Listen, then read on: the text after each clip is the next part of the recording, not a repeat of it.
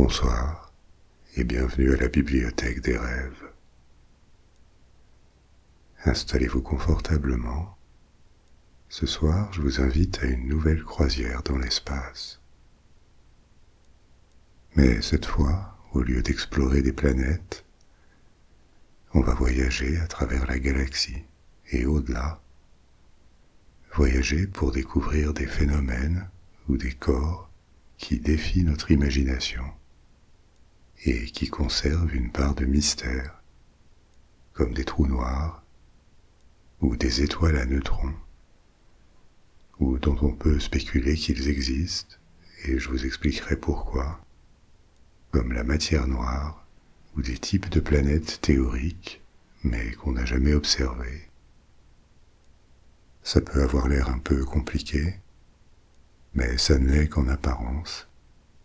Vous allez voir que même sans connaissance particulière de la physique, vous pouvez tout comprendre. On va juste prendre les choses dans l'ordre, et tout ce que vous avez à faire, c'est d'écouter. Vous pouvez fermer les yeux à tout moment, et si vous vous endormez, vous pourrez toujours revenir plus tard. Si vous voulez bien aussi prendre un instant pour vous abonner, commenter ou liker cet épisode, ou l'émission en général, selon le site sur lequel vous écoutez, ce sera très appréciable. Et maintenant, en voiture, on part dans l'espace. Pour notre première escale, notre première visite, on va quitter le système solaire et se rendre à quelques centaines d'années-lumière de la Terre pour explorer un objet discret, petit, mais incroyablement dense, le plus proche de ce type qu'on ait détecté, une étoile à neutrons. Et je vous parlerai aussi de ce qu'on appelle des pulsars et des magnétars. Qu'est-ce que c'est qu'une étoile à neutrons ?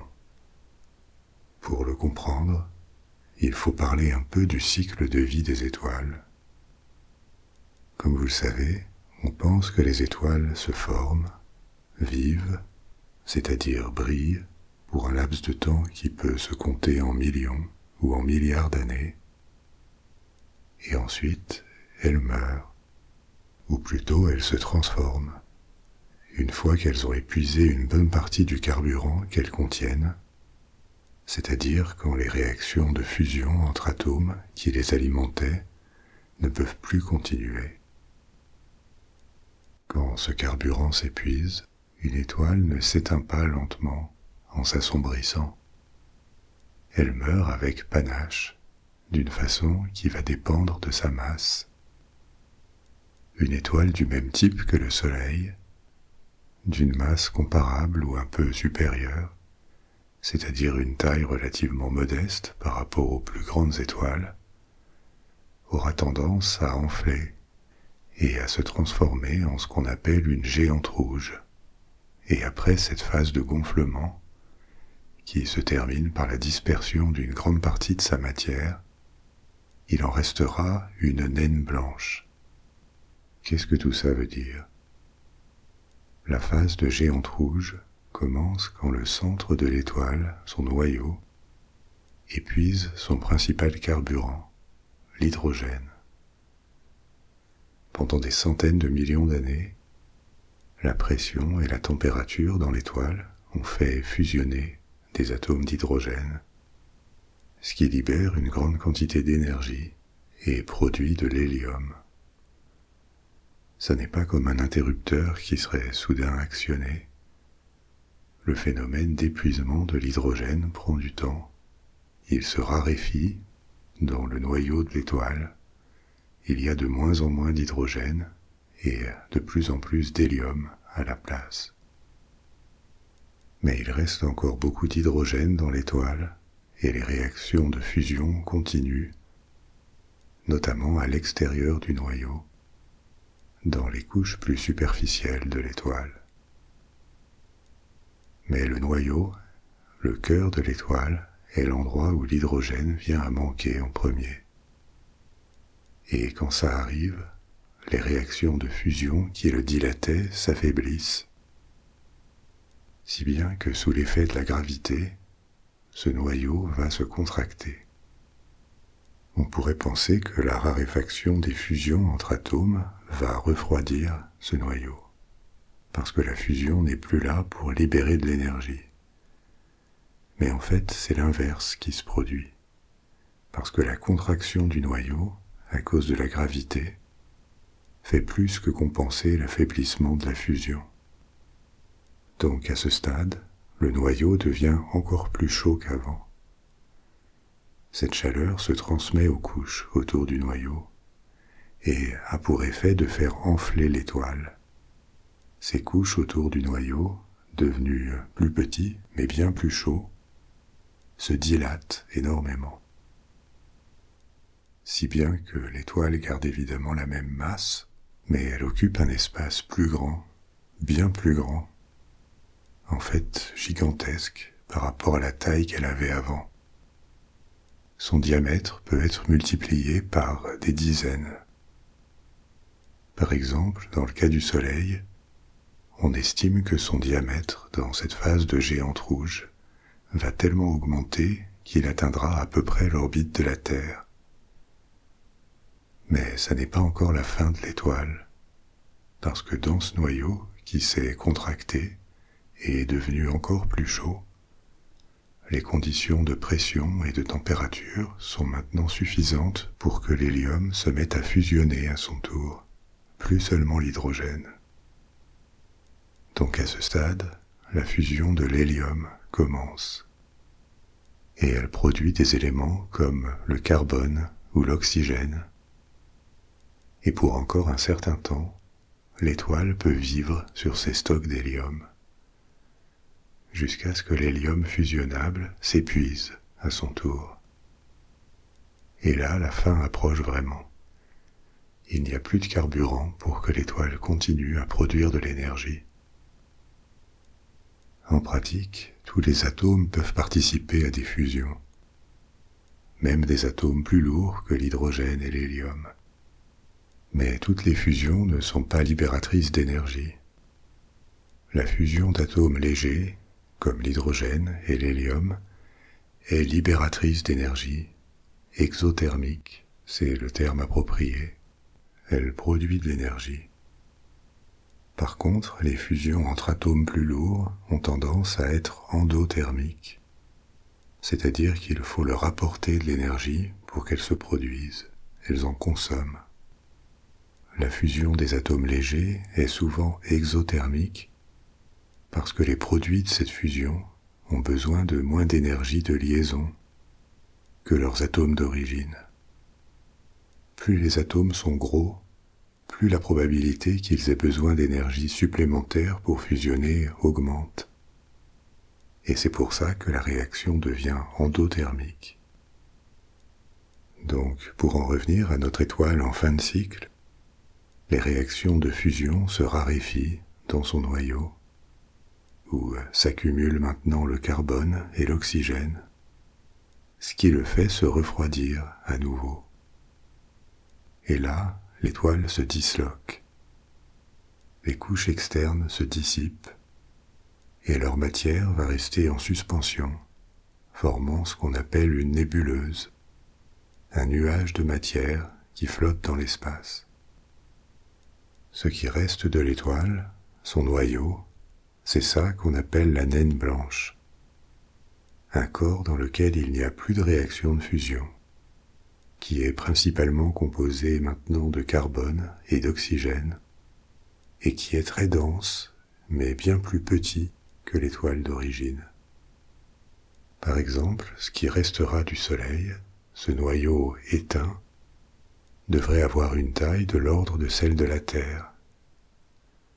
Mais c'est un corps très massif pour sa taille, et même s'il ne produit plus d'énergie par fusion, il reste très chaud et il émet encore de l'énergie résiduelle pendant longtemps. Les naines blanches, qui peuvent être de différentes tailles, ça dépendra de la masse du noyau de l'étoile dont elles sont issues, peuvent peuvent encore apparaître comme de petits points brillants qui maintiennent une luminosité ténue pendant des milliards d'années, mais finalement elles devraient se refroidir et les naines blanches deviendraient des naines noires, le noyau mort d'une étoile, désormais froid, qui n'irradie plus de chaleur ou de lumière.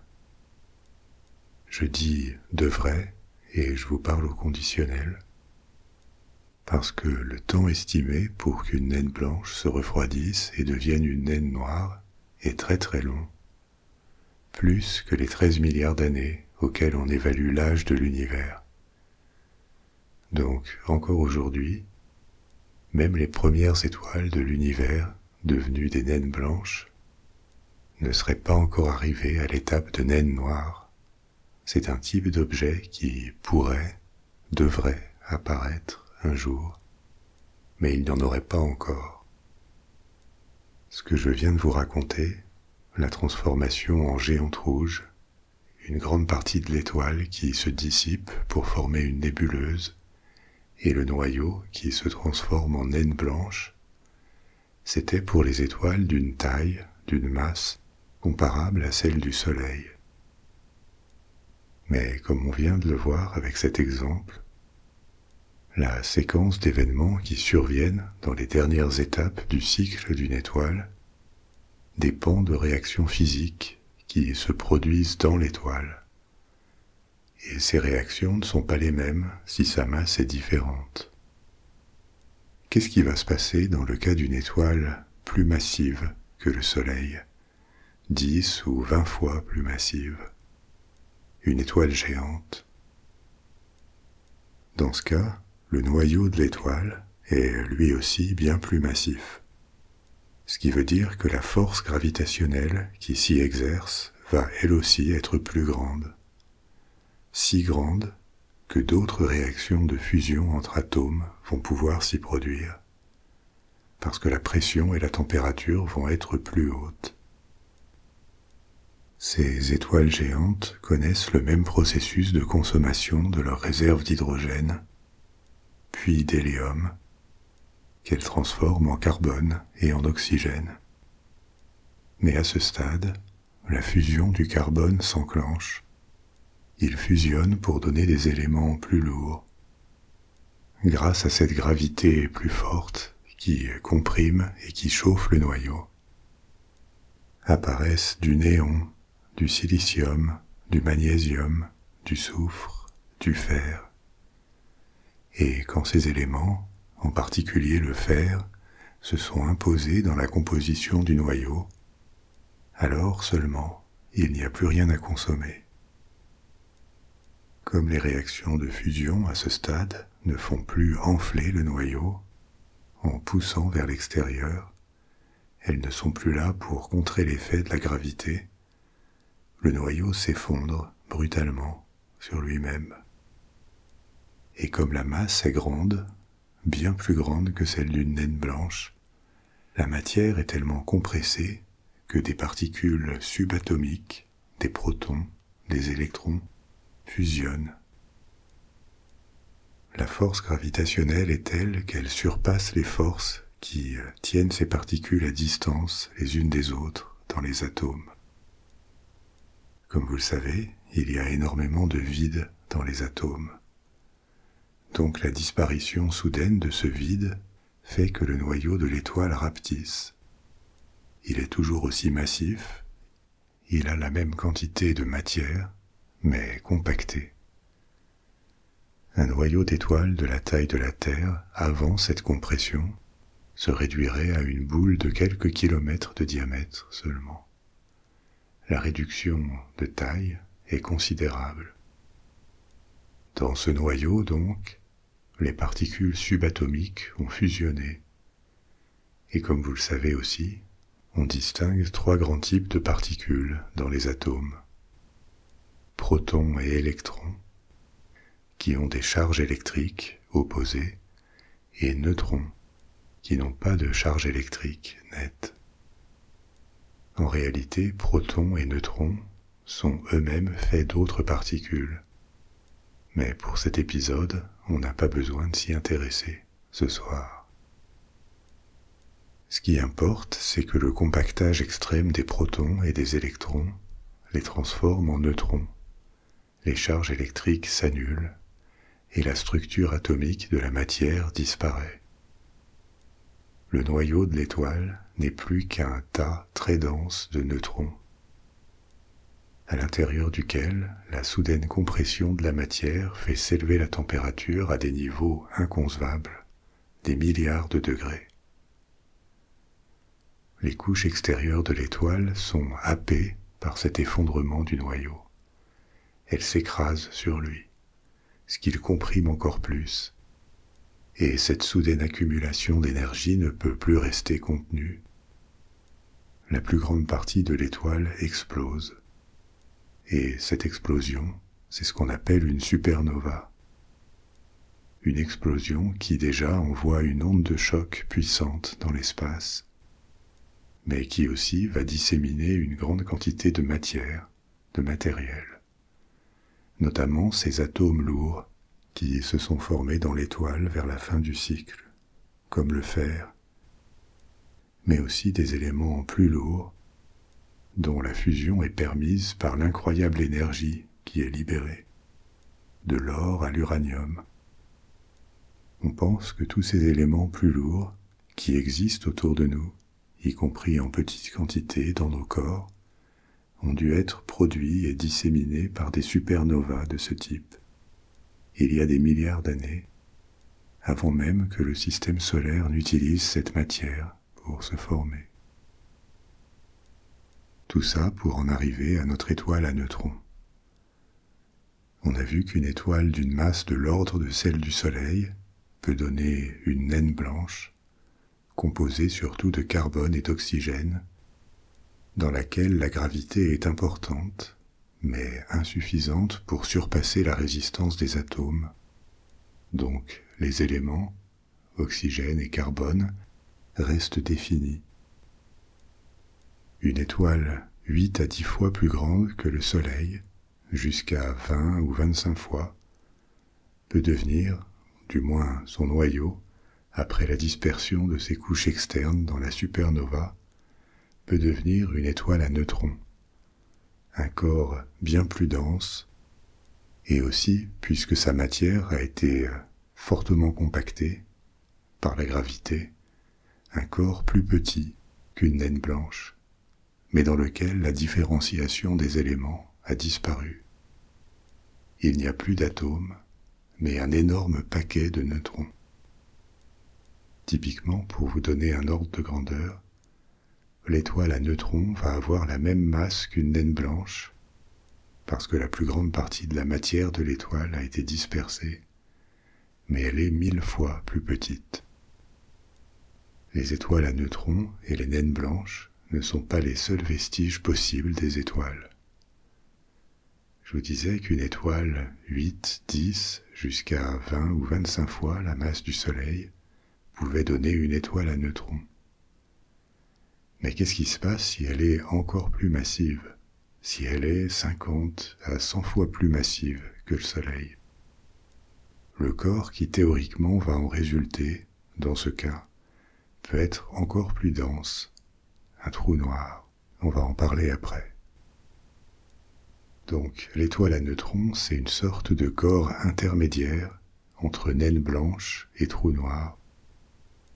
On estime qu'en dessous de 8 fois la masse du Soleil, on obtient plutôt une naine blanche.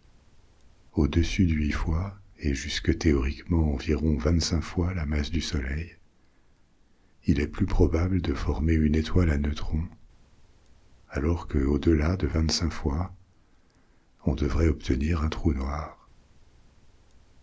La masse n'est pas le seul déterminant. La richesse en métal de l'étoile en fin de vie en est un autre, par exemple. Ça va dépendre de quels éléments elle produit. C'est pour ça que ce sont des estimations, des fourchettes. La description que je vous en fais se fonde sur l'observation des corps qui en résultent, sur les théories physiques et sur la logique. Mais ça reste des théories. On s'intéressera à un trou noir plus tard, pour le moment, parlons plutôt des étoiles à neutrons et des différentes formes qu'elles peuvent prendre. Déjà, pour avoir des ordres de grandeur en tête, les naines blanches sont probablement bien plus communes. On estime que 97% des étoiles n'ont pas la masse suffisante pour former une étoile à neutrons, et donc évolueraient vers une naine blanche. Et les étoiles encore plus massives, qui peuvent laisser un trou noir, seraient encore bien plus rares. Donc l'étoile à neutrons, c'est un type de corps intermédiaire, et l'état de la matière dans ces corps est lui aussi intermédiaire. Il résulte d'un équilibre entre forces. D'un côté, il y a la gravitation, qui compresse, suffisamment forte pour avoir vaincu la résistance des atomes. Mais d'un autre côté, le compactage s'arrête à l'état de neutron, parce qu'il y a des forces qui jouent en sens opposé à la gravitation. Des forces qui s'appellent force nucléaire et pression de dégénérescence. On n'a pas besoin d'entrer dans ce détail, mais gardez en tête qu'une fois la matière réduite à l'état de neutron, elles arrivent à contrebalancer la gravité, et c'est ça qui arrête l'effondrement. Comme la gravité augmente proportionnellement avec la masse, ça veut dire que la masse d'une étoile à neutrons est limitée. Si elle dépasse une certaine limite, l'effondrement de la matière va reprendre et elle va se transformer en trou noir. Un corps dans lequel, à leur tour, les neutrons disparaissent et la matière n'a plus cette structure identifiable en neutrons. Cette limite supérieure pour l'étoile à neutrons, c'est environ 2 fois la masse du Soleil. Une estimation qui reste discutée entre physiciens, mais ça donne un ordre de grandeur. Au-delà de 2 masses solaires, une étoile à neutrons deviendrait un trou noir. Bien qu'elle soit moins dense qu'un trou noir, les étoiles à neutrons sont quand même d'une densité difficile à concevoir, à se représenter. C'est une masse gigantesque, contenue dans un corps de quelques kilomètres de diamètre. Pour donner une idée de la réduction de volume qu'entraîne la disparition des atomes, avec ce type de compression, on pourrait faire tenir les corps de toute l'humanité, des milliards de personnes, dans une boîte d'allumettes, et il resterait de la place. Précisément, le volume d'une boîte d'allumettes, remplie avec du matériau d'étoiles à neutrons, ça pèserait 3 milliards de tonnes. Du coup, la gravité à la surface d'une étoile à neutrons serait environ 200 milliards de fois celle de la surface de la Terre. C'est impossible à se représenter. Et une autre conséquence de cette énorme masse dans un petit espace, c'est qu'elle produit un champ magnétique très puissant qui entoure le corps. Ce champ magnétique est important parce qu'il s'organise autour de 2 pôles, comme le champ magnétique de la Terre, mais des milliards de fois plus puissant. Apparaît un axe magnétique entre ces 2 pôles et des jets de particules, un faisceau qui sort du pôle magnétique. Et enfin, une autre caractéristique de l'étoile à neutrons, c'est qu'elle tourne très vite sur son axe. Pourquoi une rotation et pourquoi très rapide? Parce que l'étoile dont elle est née était déjà en rotation, sauf que cette étoile était immense en comparaison de l'étoile à neutrons de quelques kilomètres de diamètre qui subsiste. Le noyau qui est devenu une étoile à neutrons a conservé ce mouvement. Mais comme il a rétréci de façon spectaculaire, la rotation mesurée à sa surface s'est accélérée démesurément. Je vous ai déjà parlé de ce phénomène qu'on appelle la conservation du moment angulaire en physique, qu'on illustre souvent avec l'image des patineurs artistiques. Quand un patineur tourne sur lui-même, sa vitesse de rotation va accélérer s'il attire les bras vers son corps et s'il étend les bras, elle va décélérer. Il n'a pas besoin de produire un effort supplémentaire pour accélérer ou décélérer de cette manière. Ça se fait tout seul, parce que quand il rapproche les bras, ça réduit l'inertie, le moment d'inertie, et mécaniquement, ça le fait tourner plus vite. C'est ce qui arrive à une échelle bien plus grande, quand le noyau de l'étoile s'effondre et se transforme en étoile à neutrons. Son rayon diminue brutalement, mais comme le moment angulaire reste constant, ça se traduit par une accélération de la rotation. Typiquement, une étoile à neutrons effectue une rotation en une question de secondes, voire de fractions de secondes. Maintenant, quand on considère ces faisceaux de radiation qui sortent des pôles magnétiques, et cette rotation très rapide, on obtient ce qu'on appelle un pulsar. Un pulsar, c'est une étoile à neutrons.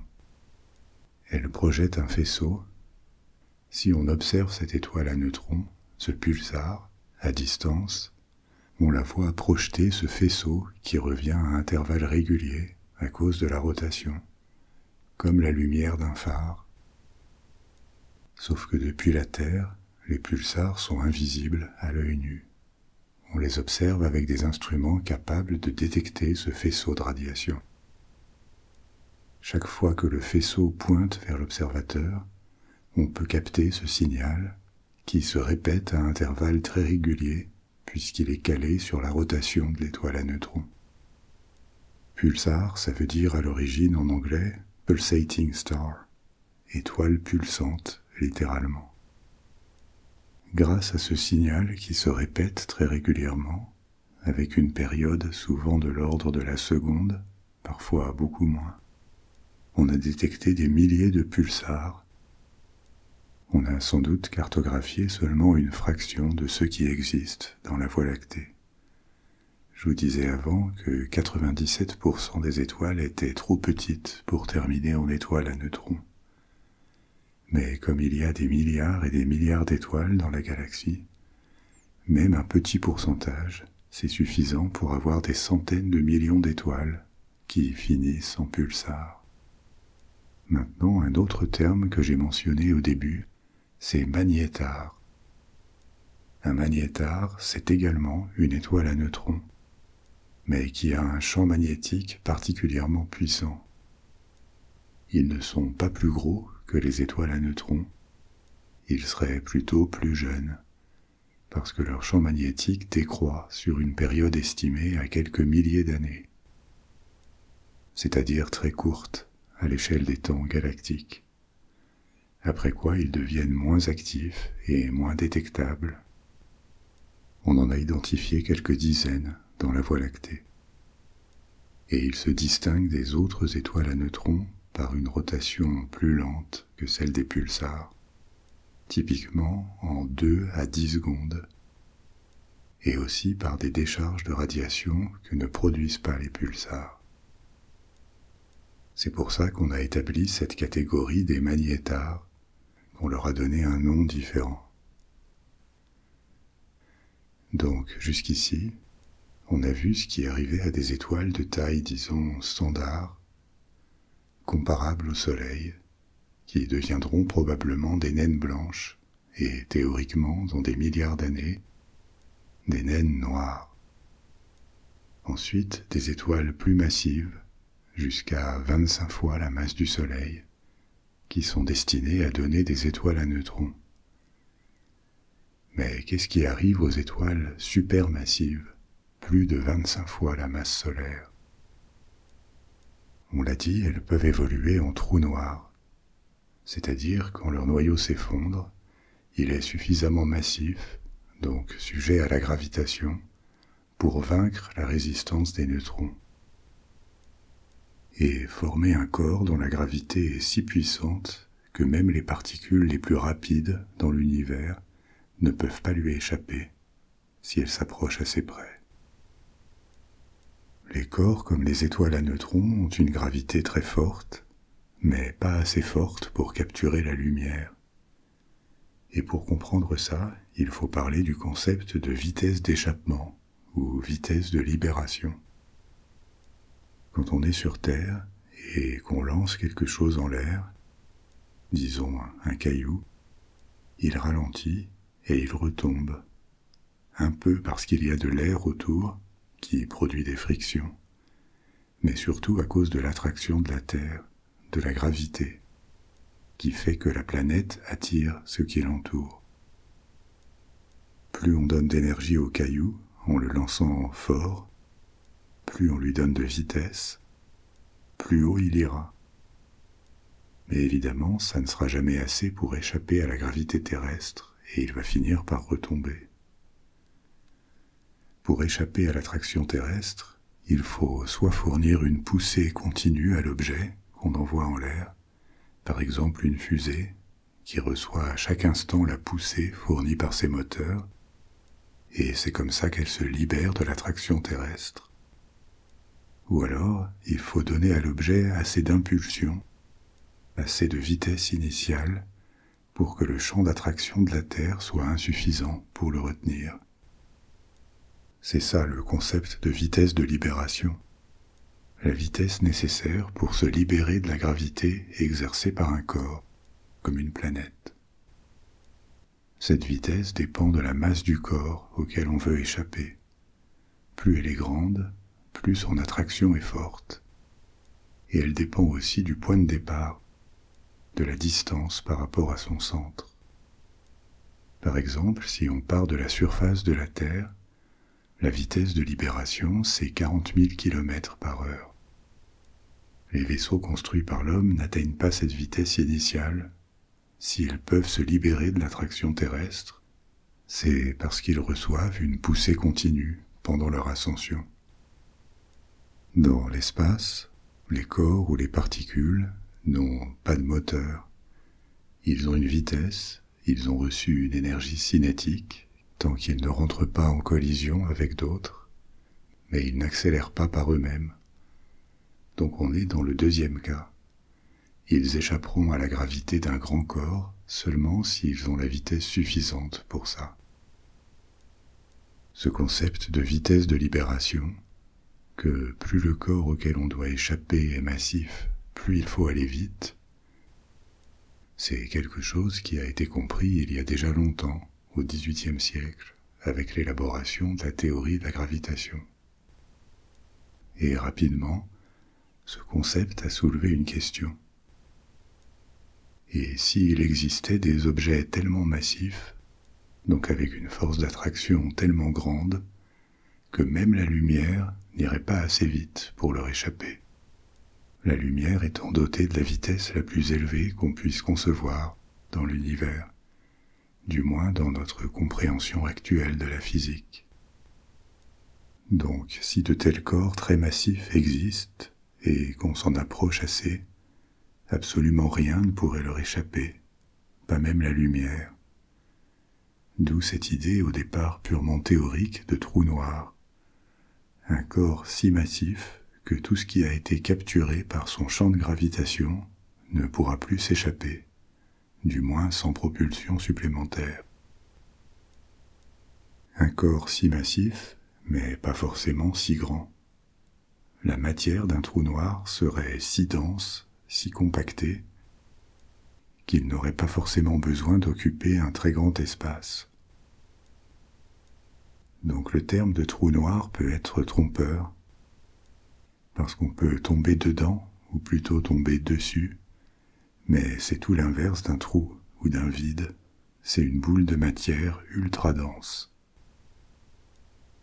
Pour qu'un trou noir astronomique se forme, il faut une masse minimale de 2,5 à 3 fois la masse du Soleil. En dessous de ça, la masse est insuffisante pour que le noyau continue à s'effondrer sur lui-même, au-delà de l'étape des neutrons. Alors vous pourriez me dire que des étoiles qui ont plus de 2,5 ou 3 fois la masse du Soleil, il y en a plein. Et visiblement, elles ne deviennent pas des trous noirs puisqu'elles brillent dans le ciel. C'est parce que tant qu'elles brillent, justement, il y a d'autres forces à l'œuvre qui contrebalancent la gravité. les réactions de fusion dans l'étoile jouent en sens inverse, en provoquant une expansion. Et l'étoile reste stable parce que se forme un équilibre entre ces forces. C'est quand ces réactions de fusion s'amenuisent, en fin de cycle, que ce qui est au centre de l'étoile, son noyau, peut finalement s'effondrer. Et si ce noyau est suffisamment massif, au moins 2,5 masses solaires, ça pourra donner un trou noir. On se représente parfois les trous noirs comme des sortes d'aspirateurs, des vortex irrésistibles qui vont avaler tout ce qui passe à portée. C'est vrai si on s'en approche trop, mais leur force gravitationnelle, leur influence sur les autres corps, n'est pas plus forte que celle d'une étoile de même masse. Un trou noir de 5 masses solaires a la même attraction, avec la même portée, qu'une étoile de 5 masses solaires. Et des étoiles de cette taille, il y en a beaucoup. Donc les trous noirs peuvent avoir des satellites et capturer des corps par leur gravité, comme des étoiles. Ça ne veut pas dire qu'ils vont les avaler. Si ces corps sont suffisamment loin et suffisamment rapides, ils vont orbiter autour du trou noir.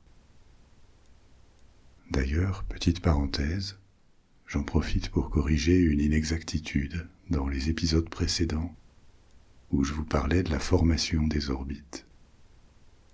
Une erreur qui m'a été aimablement signalée par un ami, prof de physique. Je vous disais dans ces épisodes que les orbites résultaient d'un équilibre de force. Ça, c'est correct. Mais contrairement à ce que je vous ai dit, cet équilibre n'est pas entre la gravitation exercée par une étoile ou une planète et une force centrifuge. Parce que la force centrifuge, qui éloigne d'un centre, elle s'exerce en ligne droite. Donc un équilibre entre une force d'attraction qui attire et une force centrifuge en sens inverse, ça donnerait une absence de mouvement. En fait, l'erreur vient du mauvais emploi du terme de force centrifuge. Ce qui contrecarre la gravité, c'est la vitesse. Il faut parler de vitesse tangentielle et pas de force centrifuge. Fin de la parenthèse. Donc un corps peut orbiter autour d'un trou noir. Par contre, la limite à ne pas franchir, même pour ce qui est le plus rapide, la lumière, la limite au-delà de laquelle plus d'échappement ne sera possible, c'est ce qu'on appelle l'horizon des événements d'un trou noir. Au-delà de cette frontière, de cette limite, tout est noir, sombre, parce que même la lumière ne peut plus sortir. On va laisser de côté pour ce soir la physique de ce qui se passe dans un trou noir. C'est compliqué et toujours discuté entre physiciens. En particulier, on pense qu'au centre d'un trou noir, il y a ce qu'on appelle une singularité, un point où la gravitation devient infinie. Et à ce jour, il n'y a pas de théorie qui puisse décrire ou modéliser ça. Mais si on considère les trous noirs depuis l'extérieur, en tant que corps céleste, ce qui n'était au XVIIIe siècle qu'une conjecture est devenu une certitude. On en a découvert beaucoup ces dernières décennies, et on les classe en 2 grands types. Les trous noirs de masse stellaire, ceux qui se formeraient quand les noyaux de grosses étoiles s'effondrent sur eux-mêmes. Et deuxième type, bien plus grand, les trous noirs supermassifs, ceux dont on pense qu'ils sont au centre de nombreuses galaxies, et qui ont des masses bien plus grandes, des milliards de fois la masse du Soleil. L'origine de ces trous noirs supermassifs est encore mal connue, mais ce qui est probable, c'est que les trous noirs peuvent grossir. Ils peuvent absorber plus de matière en capturant des corps, et ils peuvent aussi fusionner entre eux, y compris entre trous noirs supermassifs quand des galaxies entrent en collision. Les premières images de trous noirs sont apparues ces dernières années, et ce qu'on voit sur ces images, c'est évidemment un point noir, logique, mais avec une sorte de contour lumineux, ce qui semble paradoxal. Je viens de vous dire que les trous noirs ne laissaient pas s'échapper la lumière. Alors pourquoi cette sorte de halo ou d'anneau autour d'eux, sur les images? En fait, ce qu'on voit, et c'est une illustration de la théorie de la relativité, c'est l'effet du trou noir sur son environnement. La définition de la gravité que donne la théorie de la relativité d'Einstein, c'est que les corps qui ont une masse courbent la structure de l'univers, l'espace-temps. Plus grande est la masse, plus forte sera la courbure. Et cette courbure n'affecte pas seulement les corps dotés d'une masse, elle affecte tout, y compris la lumière, qui est sans masse. Donc cet anneau de lumière qu'on voit autour du trou noir n'est pas émis ou réfléchi par lui. Il provient de l'effet du trou noir sur son environnement proche, où l'espace-temps est suffisamment courbé pour que ça affecte visiblement le trajet de la lumière. Et c'est ça qu'on voit sur les images. On pourrait encore parler des trous noirs, et d'ailleurs on y reviendra une prochaine fois. Mais il nous reste d'autres choses à explorer dans cette croisière spatiale, et elle ne se limite pas à ce que deviennent les étoiles. On a dit que les trous noirs peuvent être des corps très massifs, et donc ils pourraient contenir une bonne partie de la matière de l'univers, peut-être même la majorité. Mais c'est loin d'être sûr. Parlons maintenant de la matière noire, ou matière sombre, une forme de matière hypothétique dont l'existence n'est pas prouvée. Mais si elle existe, elle pourrait représenter jusqu'à 85% de la matière de l'univers. Alors, de quoi il s'agit et pourquoi est-ce que cette hypothèse est sérieuse? Pour le comprendre, il faut faire un petit retour en arrière au XXe siècle, à un moment où l'astrophysique et l'observation de galaxies lointaines avançaient à pas de géant. À l'époque, les théories de la gravitation et de la relativité étaient déjà bien connues et acceptées par la communauté scientifique. Mais un certain nombre d'observations commençaient à poser problème. En particulier l'observation de galaxies lointaines et de comment elles se déplacent dans l'espace. On observe notamment que les galaxies s'éloignent les unes des autres, un indice de ce que l'univers est en expansion constante. Les galaxies sont de gigantesques masses qui s'influencent par la gravitation, même si elles sont très éloignées. Et alors qu'on établit des cartes de l'univers, en tout cas de ce qu'on peut en voir, on s'aperçoit que quelque chose n'est pas normal. De nombreuses galaxies ne se comportent pas comme elles devraient, compte tenu de leur masse estimée et des lois de la gravité. Est-ce que la théorie de la gravité serait donc erronée? Évidemment, ça reste une théorie, mais elle est par ailleurs extrêmement solide. Les lois de la gravitation ont été validées de nombreuses fois par les observations, par les calculs, ou par des découvertes comme celle de planètes qu'on a pu trouver par calcul avant de les observer, grâce aux lois de la gravitation. Donc si la théorie de la gravitation n'est pas le problème, peut-être que c'est la masse de ces galaxies qui a été mal estimée. Mais là encore, ça ne colle pas, parce que s'il y avait des erreurs d'estimation, elles devraient être considérables. Certaines galaxies devraient être plus de 10 fois plus massives que ce qu'elles semblent être pour expliquer leur influence sur d'autres galaxies. Alors, impossible de jeter la théorie de la gravitation parce qu'elle fonctionne, impossible de croire que des galaxies soient bien plus ou bien moins massives que ce que leur taille indique. Et c'est cette impasse qui a donné naissance à l'hypothèse de la matière noire. Noire ou sombre, parce que cette matière aurait un effet gravitationnel, mais elle reste indétectable autrement. Indétectable pas seulement visuellement, indétectable aussi parce qu'elle ne semble pas absorber, émettre ou réfléchir aucune radiation, ou qu'elle n'aurait pas d'effet électromagnétique. Sa seule propriété connue semble être d'avoir une masse, ce qui laisse à penser, si elle existe, qu'elle serait d'une autre nature que la matière qu'on connaît. C'est pour ça que la matière sombre reste une hypothèse. C'est un moyen d'expliquer ou de réconcilier des phénomènes qu'on observe. Mais le mouvement des galaxies n'est pas le seul indice qui amène à suspecter son existence. Si c'était le cas, cette hypothèse paraîtrait assez fragile.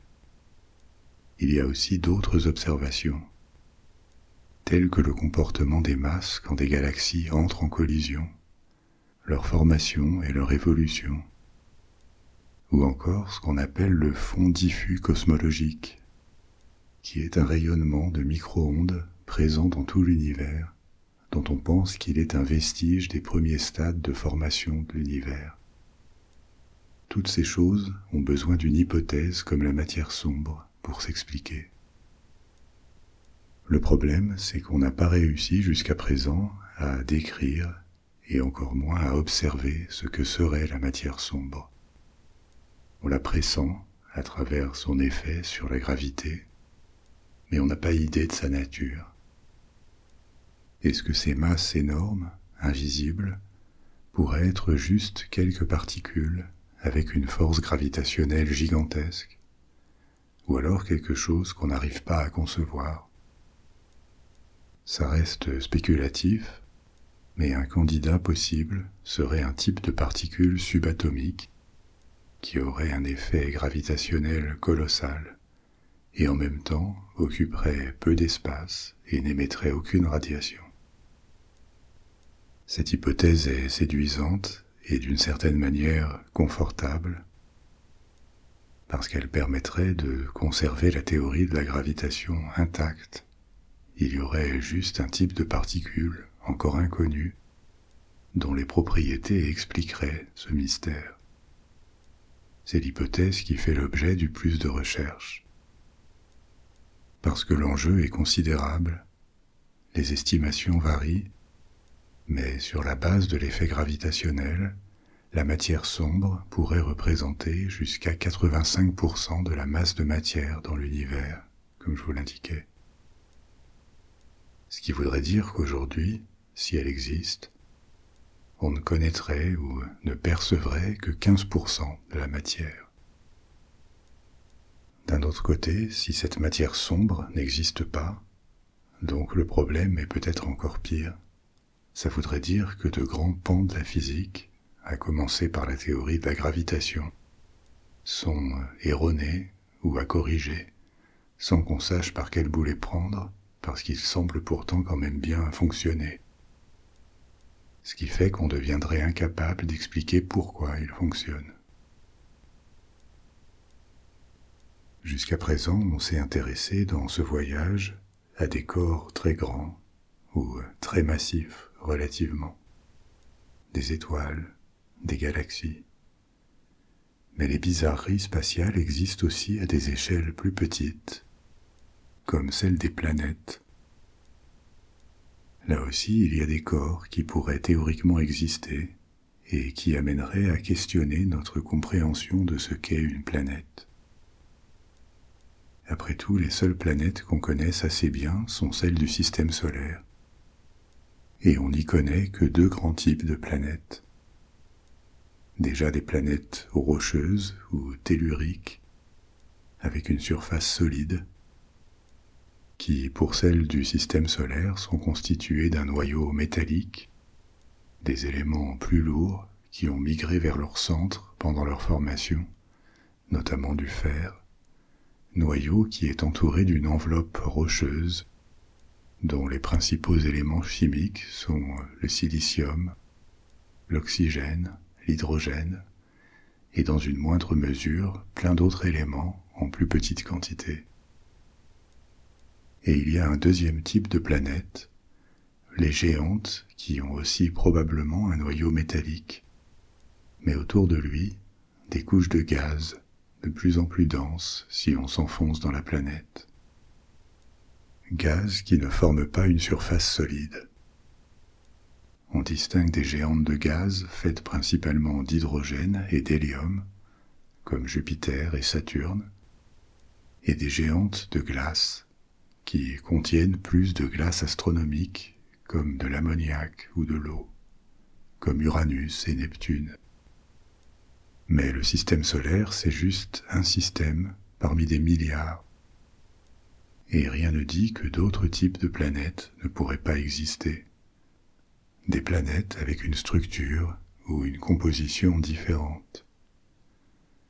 Tout ça est là aussi spéculatif, mais théoriquement c'est possible. Alors maintenant, on va passer en revue les types de planètes qui pourraient exister quelque part dans l'univers. Des planètes sans noyau, des planètes de carbone, des planètes seulement faites de métal, ou qui orbiteraient non pas autour d'une étoile, mais d'un trou noir. Une planète sans noyau, ça ne veut pas dire qu'elle est creuse. L'idée de planète creuse, c'est plutôt un thème de fiction. Mais à ce qu'on en connaît, il apparaît impossible qu'une planète creuse se forme, avec juste une coquille et du vide à l'intérieur. C'est impossible naturellement, il faudrait que ce soit artificiel. Une planète sans noyau, ce serait une planète rocheuse, mais sans noyau métallique. Elle n'aurait qu'un manteau de roches jusqu'à son centre. Les modèles de formation des planètes prennent en compte évidemment le type de matériaux présents quand des planètes se forment autour d'une étoile. Et il y a pas mal de métal dans ces matériaux, en particulier du fer. Comme on l'a vu avant quand je vous parlais de l'apparition d'atomes plus lourds dans les grandes étoiles quand elles approchent de leur fin de cycle, le fer est un produit assez abondant des réactions de fusion. Et pour cette raison, on pense que sa prévalence dans l'univers a augmenté depuis que l'univers a commencé son expansion, il y a 13 milliards d'années. Donc une planète rocheuse, sans beaucoup de métal, sans noyau métallique, c'est difficile à concevoir. En prenant l'exemple du système solaire, on a même plutôt l'exemple inverse avec Mercure, qui aurait un gros noyau métallique proportionnellement et un petit manteau rocheux. Mais pourtant, la formation d'une planète faite purement ou principalement de roches n'est pas impensable. Ça apparaît théoriquement possible dans des régions plus froides d'un système stellaire, loin de l'étoile. Un premier mécanisme pourrait y conduire pendant l'accrétion qui forme la planète, c'est-à-dire quand elle absorbe progressivement le matériel qui est sur son orbite et à proximité. Dans un environnement froid, le fer pourrait être plus rare, et pour le fer présent, lié à des silicates, des roches, il serait prisonnier de composés rocheux qui ne vont pas le laisser s'échapper. Dans ce cas, le processus de formation ne permettrait pas au fer de se séparer des roches pour migrer vers le noyau, pour y tomber parce qu'il est plus lourd. Ce qui veut dire que la nouvelle planète ne se différencierait pas. Elle n'aurait pas cette structure avec un noyau métallique enveloppé d'un manteau, mais plutôt une composition à peu près homogène, de la surface jusqu'au centre. Une autre possibilité de formation d'une planète sans noyau métallique, là aussi loin de l'étoile du système, ce serait qu'elle agglomère des matériaux riches en eau, assez lentement pour que l'eau et le fer réagissent et forment de l'oxyde de fer, de la rouille. Là aussi, ça pourrait piéger le fer mélangé avec d'autres éléments et empêcher qu'il ne migre vers le centre de la planète. Peut-être qu'on a déjà détecté des exoplanètes sans noyau et qu'on ne le sait pas parce qu'en dehors de leur structure interne, leur taille serait comparable à celle des planètes avec noyau. Elles se formeraient loin de l'étoile, mais une migration de la planète sur une orbite plus courte, plus proche, est possible plus tard, donc rien ne dit qu'elle resterait forcément très lointaine dans les systèmes stellaires. Le contraire d'une planète sans noyau, ce serait une planète de fer, une planète avec un noyau métallique et pas ou quasiment pas de manteau. Mercure en est en fait presque une. Elle a quand même un manteau rocheux, mais sa structure semble indiquer que des planètes constituées uniquement de métal, ou presque uniquement, sont quand même possibles. Le processus de formation serait différent.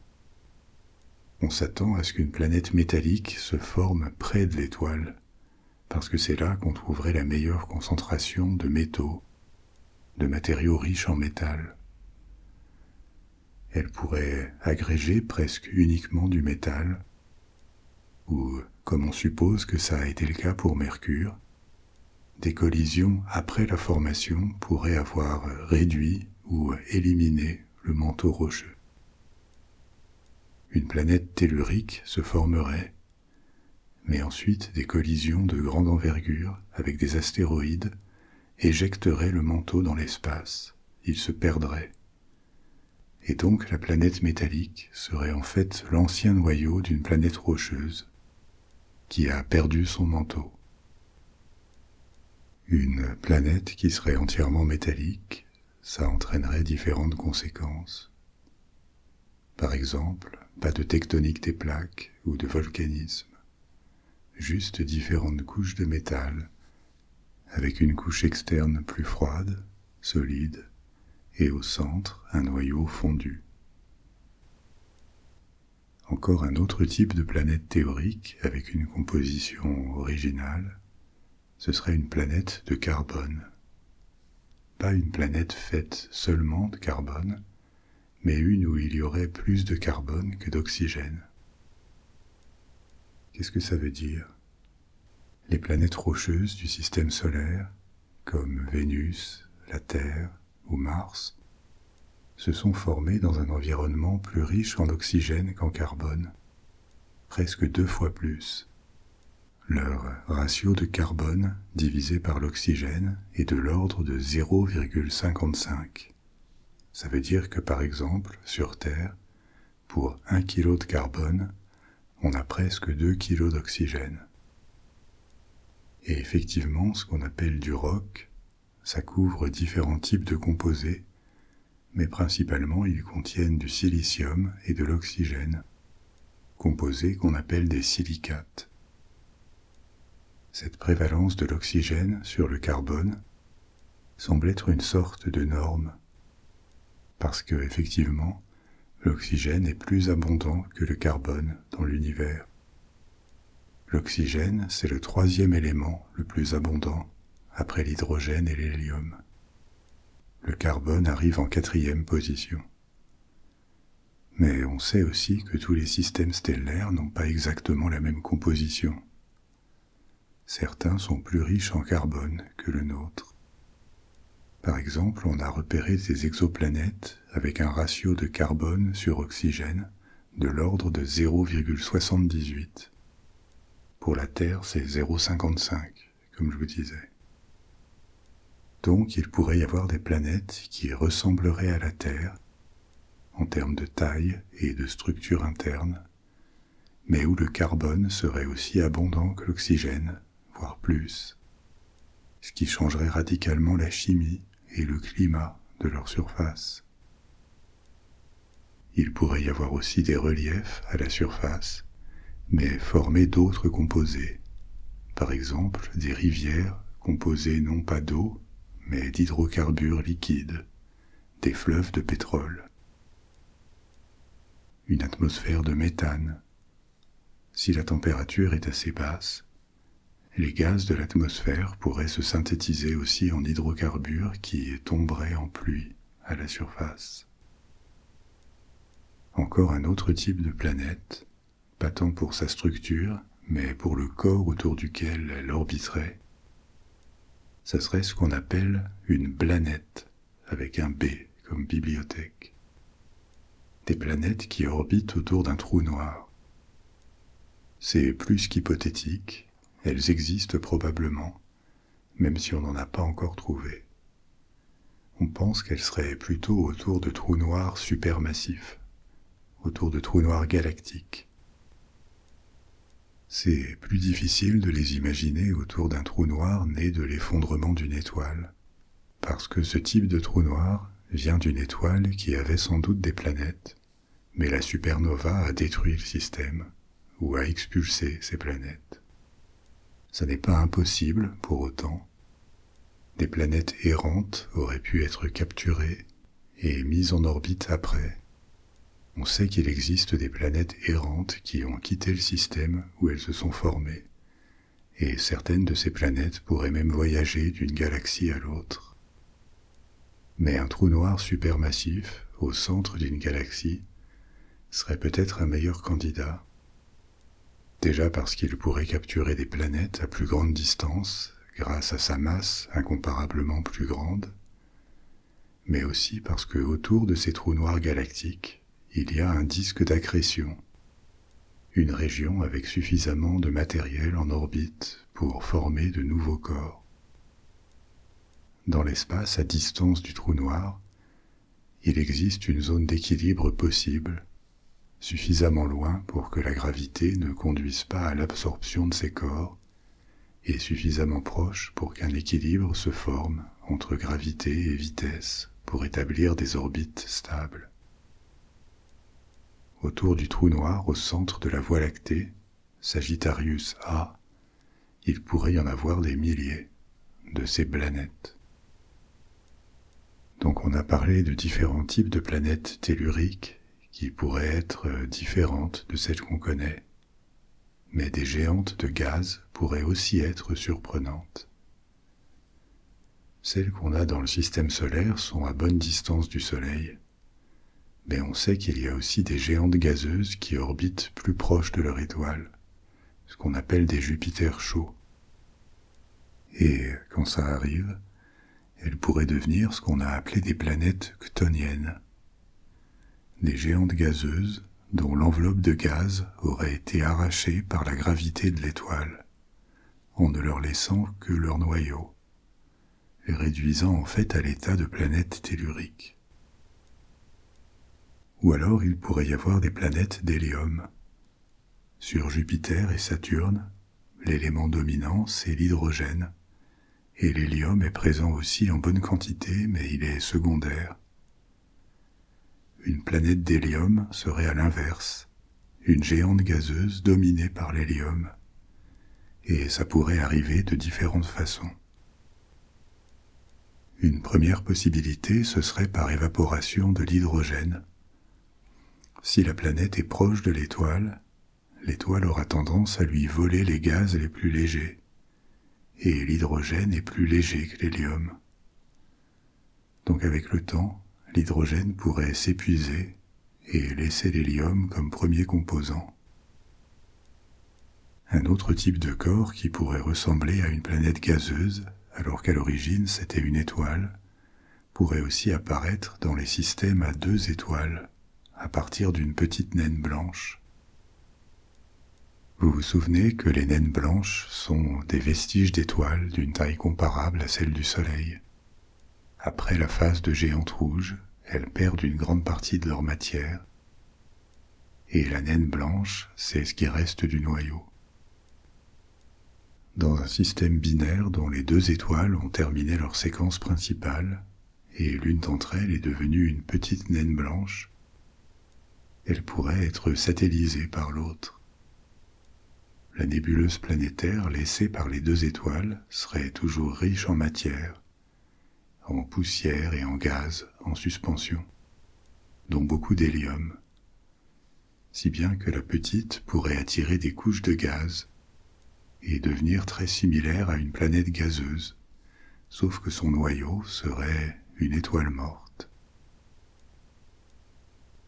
Il y aurait encore tant de choses à dire sur l'espace, et d'ailleurs on y reviendra dans d'autres épisodes. Mais pour ce soir, c'est la fin de cette croisière spatiale. On va maintenant lentement revenir sur Terre. Et si vous avez déjà sommeil, vous pouvez garder les yeux fermés, vous laisser aller et vous endormir. Ou alors, vous pouvez choisir un autre épisode de la bibliothèque des rêves et partir pour une nouvelle aventure. Je serai bientôt de retour avec un autre épisode. Et d'ici là, dormez bien. Faites de beaux rêves. Au revoir.